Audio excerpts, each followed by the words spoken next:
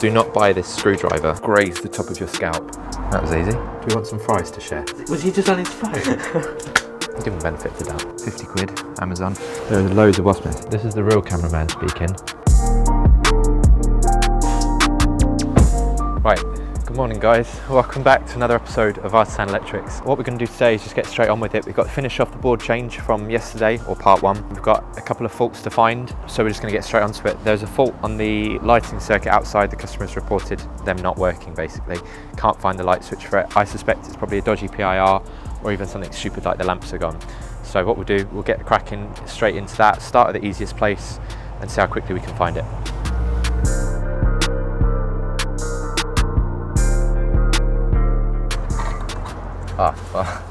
Fix your outside lights, mate. That was easy. It was just the PIR was dodgy and needed a new lamp. Handy actually. This is a tool of the day today.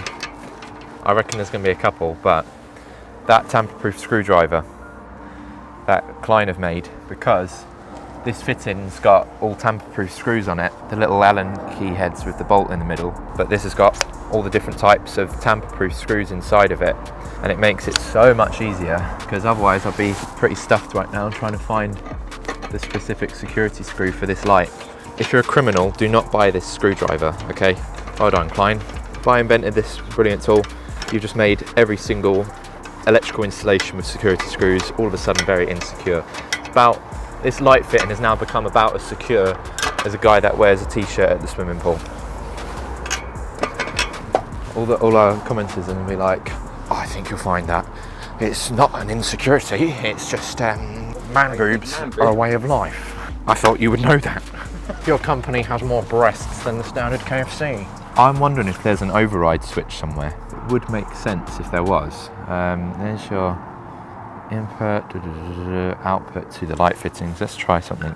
That's my very complicated PIR overriding device. I might start selling them. 50 quid, Amazon. I think if you guys will buy that stupid Weir ratchet screwdriver, you'll be sold anything. No, so that doesn't actually turn them off. It's interesting. This is live, because I tested it, and it's live both sides. I linked it out, and now it's stayed live. Let's see if one of these is to feed out to the light fittings. Or maybe that's to feed in, and this is to feed out. Oh, I think I know. I reckon there is an override switch somewhere, because there's a yellow core here, so it's probably been wired in 3-core, and then the yellow core is like a switched override. Let's try and look for light switches in the house that aren't very clearly labelled. It'd be cool if we can reuse this PIR. It looks like it's had a bit of water ingress. It's a bit damaged, but if we can get it going again, that'd be lovely. Just because something's damaged doesn't mean it's broken. Might just have to wear a t-shirt at the swimming pool, like me. There we go. So when I touch that light fitting there comes live. So that one is that light fitting there, and I suspect that this one is that light fitting over there, but just the lamp's blown in it, because I can feel, well, you can see the spark, but there's a load connected. So that must be that light fitting over there. Okay, so I want to see if I can switch this switch line off. But at the minute, this PIR is just permanently on. So what I might do, just to fix it for them for now, because we're just here to fault find basically, I'm going to disconnect the PIR. I'll probably just put a junction box there, connect just the override switch to the light so that the PIR is not doing anything, because it's dodge. We'll get them a new one, and then they can just switch it on and off with the override switch, because I reckon the customer's got, I think, hive lights and things in the house, so we'll probably end up getting something like that fitted, and then at least they're working for now until we come back and sort something.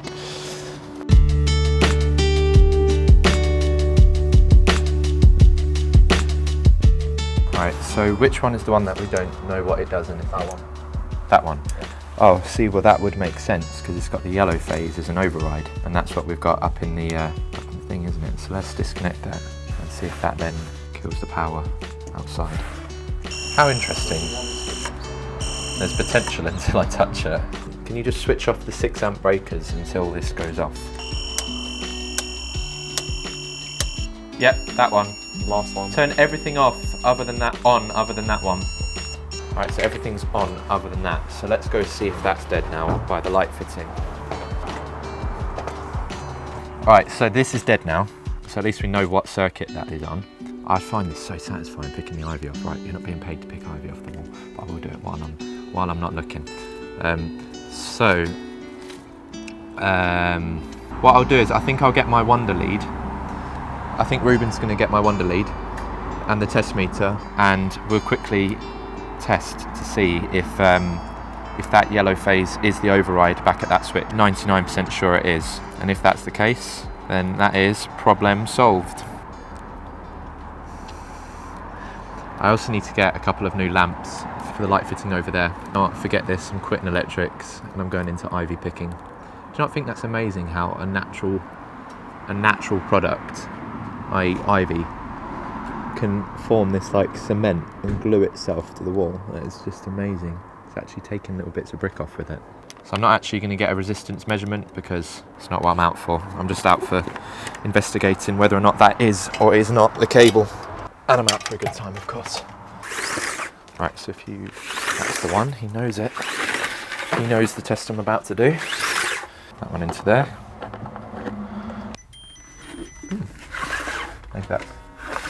Maybe that's not the one. That's dramatic, isn't it? Your time's come, Reuben. See the guy over there with the long coat and the reaper stick? Oh no, I see him all the time. 1.79. Lovely. I'm not looking for the reading, I just want to confirm that is the cable. So that is the cable, that's great. We'll wrap this lead up, but we'll keep it out because I want to confirm all the bonding conductors in a minute anyways. See if we can whip the cameraman. Got him. Great shot.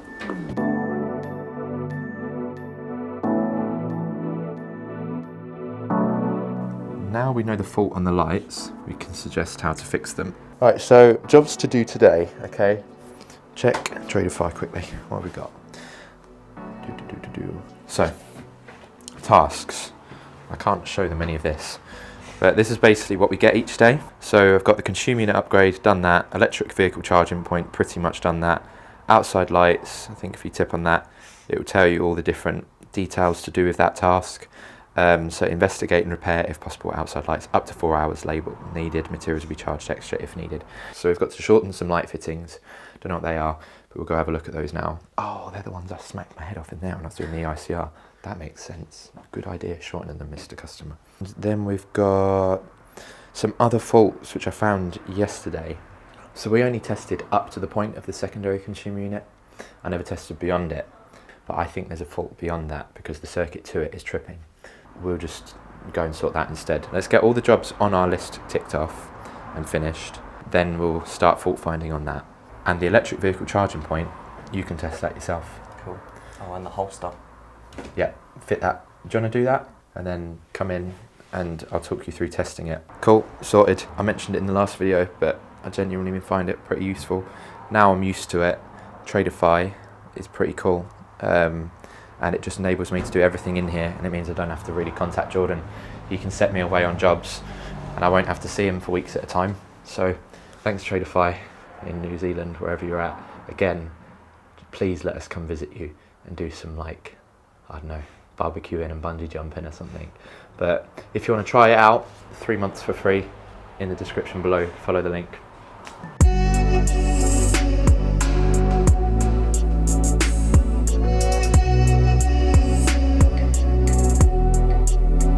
Okay, so the holster is now mounted, as you've just seen. The only thing left to do is testing now, but I'm gonna wait for Cory to do that because we've got to do testing at the board and testing this side. Wow, it started raining a bit more. So we're gonna go back inside before we get turned into drowned rats. And I'm already a rat, so we've got to go back inside.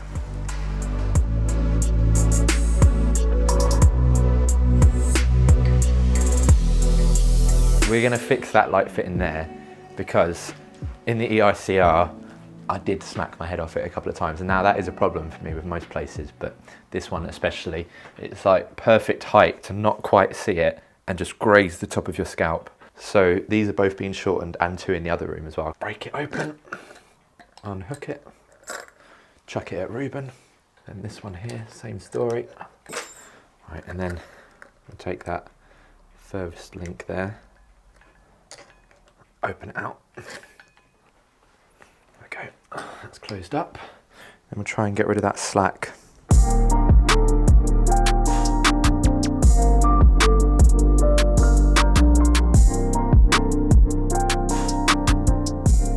Right, so here's the board that I did yesterday, or in part 1. So I just need to finish up a few bits. So I've got some snagging. I need to fix this bonding back, and then I need to label up. I like to label up this. I want to label up all the board, etc, etc. There's so many bonding conductors. There's 1, 2, 3, 4, 5, 6. 6 bonding conductors, right? Plus the mains in and out. I can't figure out where they're going to. I can only see that I can see one on the mains water and I can see one on the gas. I have no idea. So I'm wondering if they've just done 10mm supplementary bonding. I'm kind of in debate whether or not to disconnect them if I can't find where they're going to. I don't really agree with supplementary bonding everything. There's 3 requirements that you need to not have supplementary bonding. That's being able to verify your 0.4 disconnection times. You need to have 30 milliamp RCD protection, which we have on every single circuit. And you need to have mains bonding on your in covers. Now, mains bonding is very different to supplementary bonding. When you're talking about earthing, you're talking about magnitude of fault and achieving disconnection times. When you talk about bonding, you're talking about equipotential. When you think of it this way, the reason why you need to bond your incomers still is because if you have a metallic pipe that's running down, underground, outside, and then in, that is basically an earth rod. That's going to have an earth potential on it.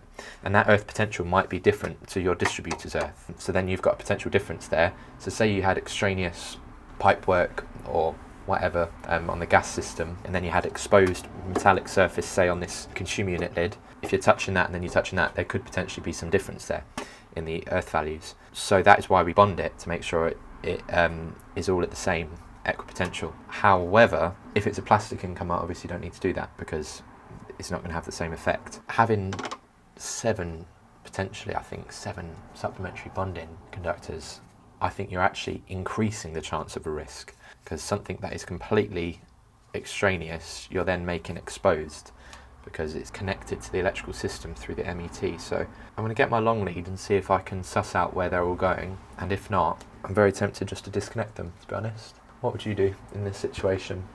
And what do you think of the theory behind it?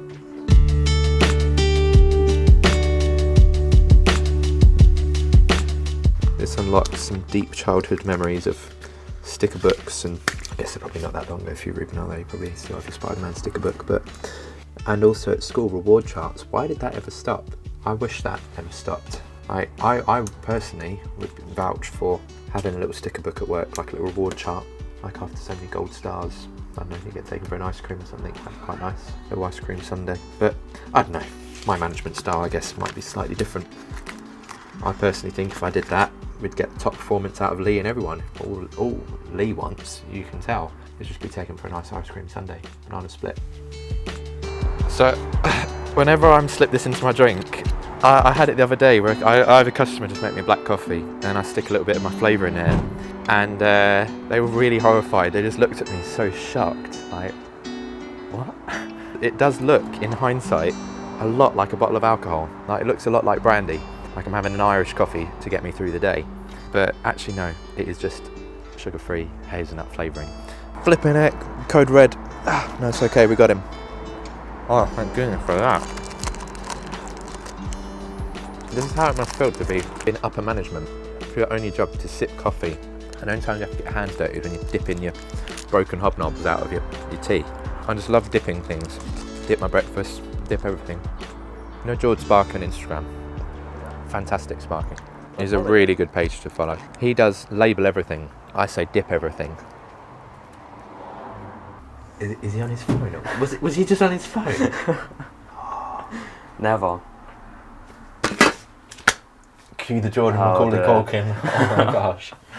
Who was it? And what was her name? And why have you not told us about her? I can't even joke about it on camera. I'm not really interested in that. Decisions like this that keep me up at night. First world problems. Do we want some fries to share?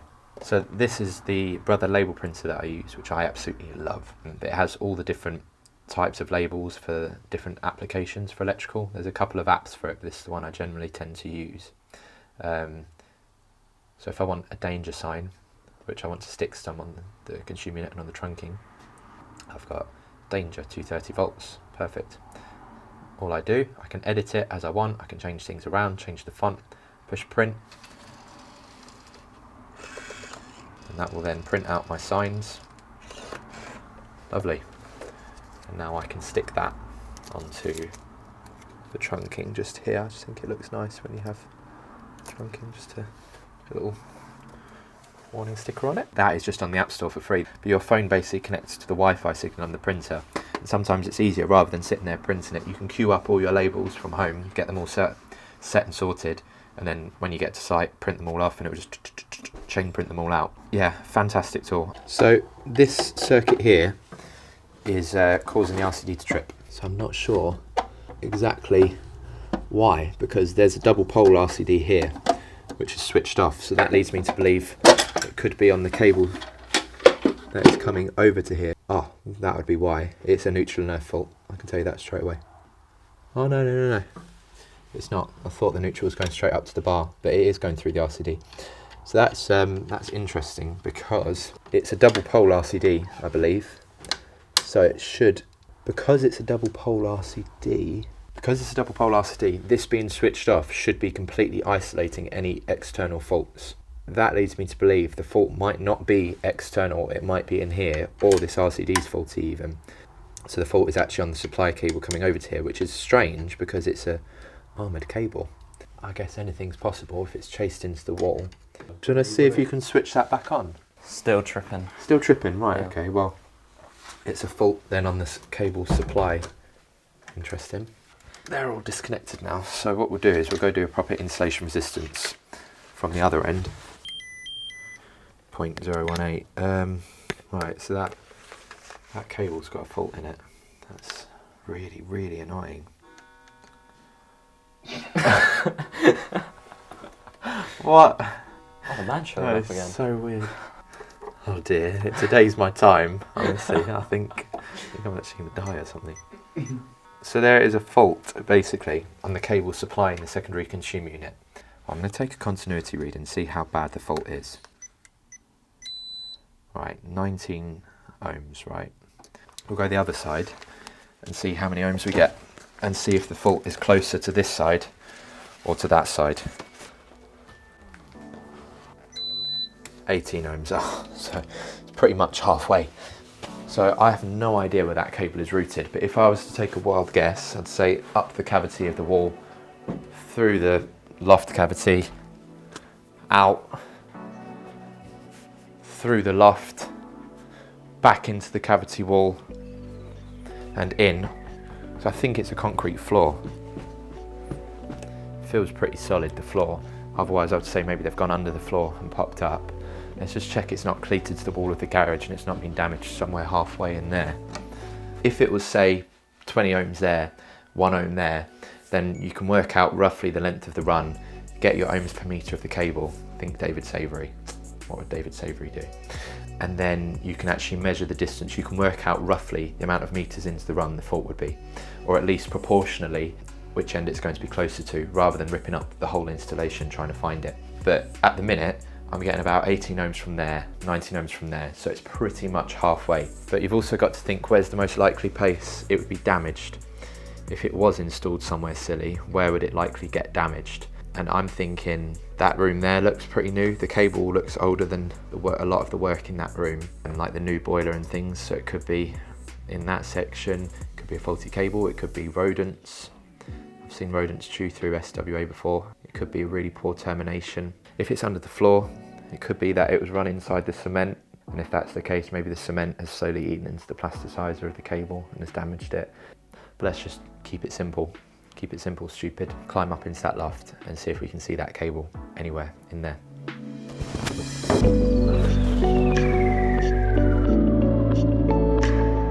There's about 4 wasp nests up here. There's loads of wasp nests. Here, pass me the camera. Right, this is your cameraman speaking here. This is the real cameraman speaking. The fake cameraman's down there. Tell me if there's a dramatic difference in the quality of filming, or videography. Sorry, it's a bit of a slow turn. Right, so here's my slight hesitation. That right there, which that blurry finger is pointing at, is a gigantic wasp nest. And yes, there is wasps coming in and out of it, in case you're questioning that. And that there, where my blurry fat finger is pointing at, that is another slightly smaller wasp nest. Oh, and you see that there? That is another one. Oh, I bet you're wondering what's behind me over here. That looks like another wasp nest, but that one looks pretty dead. Over there, another wasp nest, but that one also seems pretty dead. So have I got hesitations to climbing up into this loft to the exact corner where my cable is? Yeah, I have slightly actually, but fortunately I don't see any evidence of cable up here. It all seems to be just twin and earth clipped along. So I reckon if there is cable running through the walls over there, it's either underneath the suck down floor or it's inside the cavity. I don't really think there's that much we can actually do with it. I mean, we're not down to be fixing that. We've done everything we're down to do. And because the brake is halfway through the run, it's like, how far do you go with it? Let's just check they've not run it on the outside wall. Oh, lovely fresh air out here. Unless it's round here. Yeah, so it has been run completely in the cavity. There's the 2 skins of brickwork, and when I took the board off, if you watch part 1, you'll see there's a massive gaping hole. I was able to get my hand right into that hole, and I reckon the cable has just been run in the cavity. I think actually it would be a really easy run.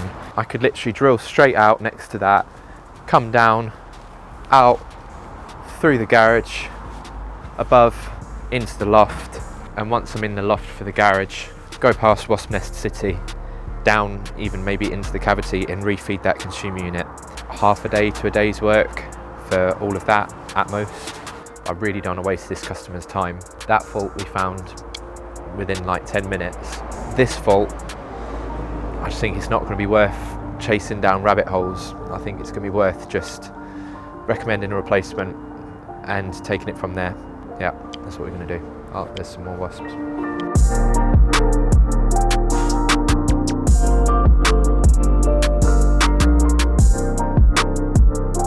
These wasps have started harassing us ever since we opened up that thing.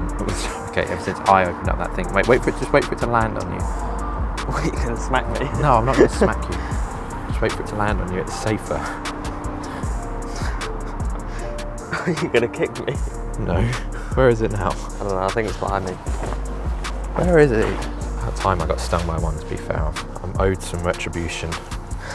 They're not happy about having their lid opened.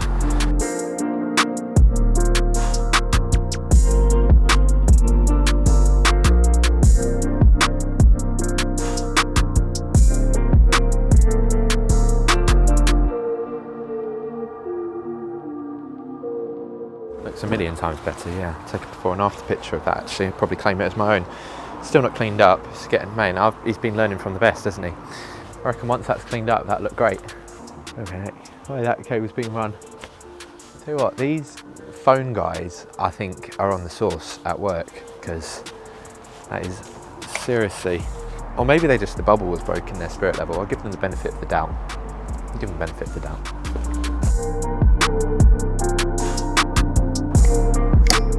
So we're all finished. This is it. This is the charger. Reuben has done everything on this, from the testing to the installation. I think he's done a really good job. Not bad at all. What do you think? How do you think he's done?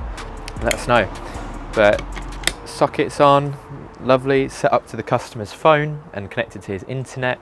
We've actually couldn't help ourselves. We had to neaten up those cables that were just thrown in along there because they were killing us both slightly, having to look at them every time we walked past.